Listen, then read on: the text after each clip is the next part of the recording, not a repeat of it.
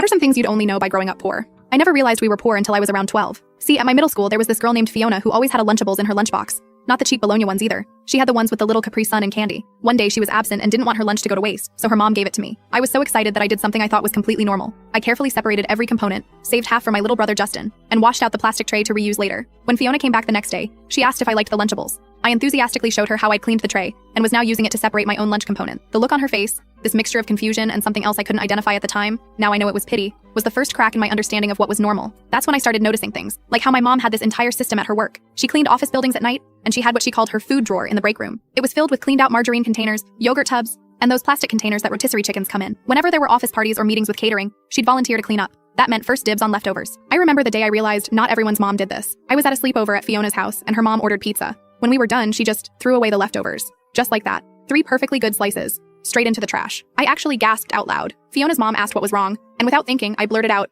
"Don't you have any containers?" My mom always says food waste is like throwing away money. The thing is, these weren't even our most creative survival strategies. We had adventure baths when the hot water got shut off. Mom would heat water on the stove and make it seem like we were camping or playing explorer. She'd tell us stories about pioneers while we took turns washing up with warm water from a pot. I genuinely thought it was fun until I mentioned it to my friend Amira at school, and she looked at me like I'd grown a second head. The food rules in our house were unspoken but absolute. You never take the last of anything without asking. The good food, meaning anything name brand or special, was saved for when someone really needed a mood boost. Bread ends became breadcrumbs. Every fast food sauce packet was saved, every plastic bag was washed and reused, every glass jar became a drinking glass or storage container. But here's what really gets me now. My mom's incredible effort to protect our dignity. Like when Justin needed a scientific calculator for math class. Instead of telling him we couldn't afford it, she picked up extra cleaning shifts for 2 weeks straight. She told him she was saving it for a special occasion, so he wouldn't feel guilty about the expense. We had this thing called shopping the house before any actual shopping trip. Mom would make it into a game, where we'd go through all our stuff to find things we could repurpose or reuse before buying anything new. Broken crayons were melted down and reformed, old t-shirts became cleaning rags, jeans with holes became shorts for summer. Every purchase had to be justified by proving we couldn't create a solution from what we already had. The most profound thing wasn't the obvious stuff like wearing worn-out shoes or never going on vacation.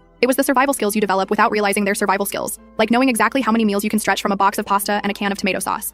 Understanding that I'm not hungry usually means I'm saving my portion so you can eat more. Learning to fix things instead of replace them, to find joy in small victories, and to master the art of making do. These memories hit differently now that I'm older. Last week, I was at the grocery store, and I caught myself automatically reaching for the cheapest option of everything, calculating price per ounce, and planning how to stretch each item across multiple meals. Old habits die hard, I guess. I started crying in the cereal aisle because they had Frosted Flakes on sale, the name brand ones, not the generic frosted corn flakes we always got. Mom would buy the name brand ones maybe once a year, usually around our birthdays, and we'd make them last for weeks by eating them dry as a snack, saving the good milk for regular cereal.